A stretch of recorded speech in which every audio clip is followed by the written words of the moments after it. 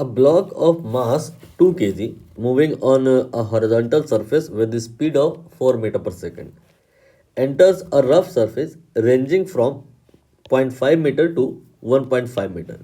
Retarding force in this range of rough surface is related to a distance by F equal to minus kx, where k is 12 Newton per meter. The speed of the block as it just crosses the rough surface will be.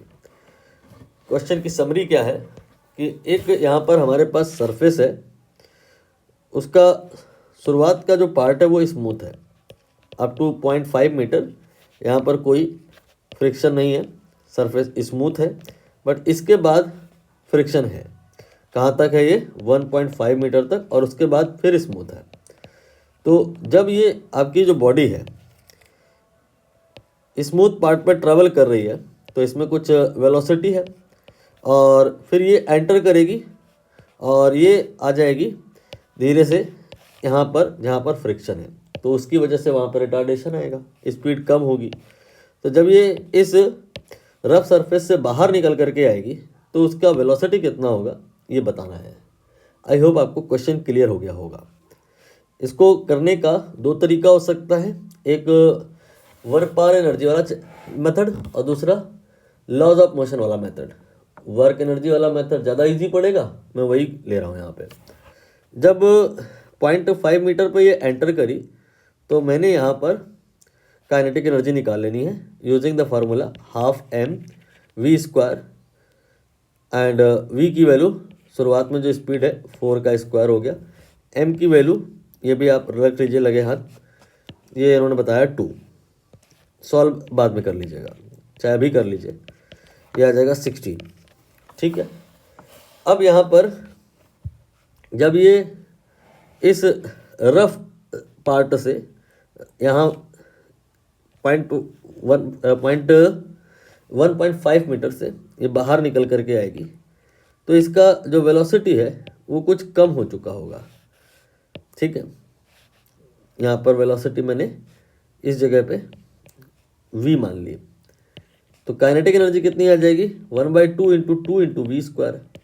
Definitely this will be more, this will be late, तो more minus less करेंगे तो loss in kinetic energy आ जाएगा। Loss in kinetic energy that will be 1/2 into 2 into 4 square. Solve किया था हमने तो इसे, ये आपका 16 आया था, माइनस ये कैंसिल हो जाएगा V square. This is amount of loss in kinetic energy. और ये लॉस क्यों होगा? Think about that. जब ये रफ सेक्शन में ट्रैवल कर रही होगी दैट टाइम इस पर अपोजिट डायरेक्शन में फ्रिक्शन लग रहा होगा। ये फ्रिक्शन एक्चुअली इस ब्लॉक पे कुछ वर्क कर रहा होगा, वर्क नेगेटिव होगा, रीजन डिस्प्लेसमेंट आगे है, फोर्स पीछे है, both are in opposite, so work will be negative. इसी नेगेटिव वर्क की वजह से काइनेटिक एनर्जी यहाँ पे लॉस हो गई है। तो अब हमें यहाँ पर इस फोर्स का, फ्रिक्शन फोर्स का, जिसका एक्सप्रेशन इन्होंने माइनस के एक्स दिया है, वर्क निकालना है। ये आपने ऑलरेडी निकाला हुआ है।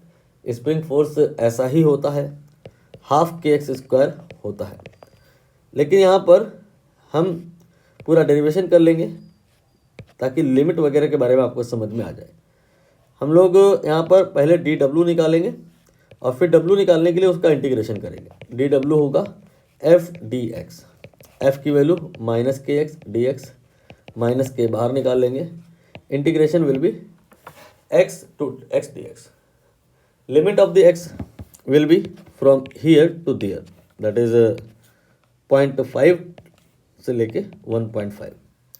के की वैल्यू ये भी गिवन है, इसे आप चाहो तो अभी रख लो 12।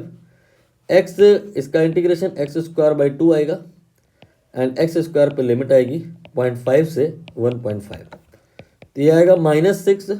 और अब वैल्यू पुट करेंगे तो 1.5 स्क्वायर माइनस 0.5 स्क्वायर, ये आ जाएगा -6। ए स्क्वायर माइनस बी स्क्वायर का फॉर्मूला लगाएंगे तो ए प्लस बी यानी कि 2, ए माइनस बी यानी कि 1, तो ये आपका -12 जूल आ गया। इतना नेगेटिव वर्क फ्रिक्शन ने किया है और उसकी वजह से काइनेटिक एनर्जी लॉस हुई है। तो loss in kinetic energy magnitude wise work के ही बराबर होगी। Magnitude of this work will B 12, तो इसे आप 12 के बराबर कर दीजिए। ये जो लॉस है 16 माइनस वी स्क्वायर, इसे आपने 12 के बराबर किया, तो वी स्क्वायर का वैल्यू यहाँ से कितना आएगा, 16 माइनस 12 दैट विल बी 4, तो वी का वैल्यू विल बी 2 मीटर पर सेकेंड।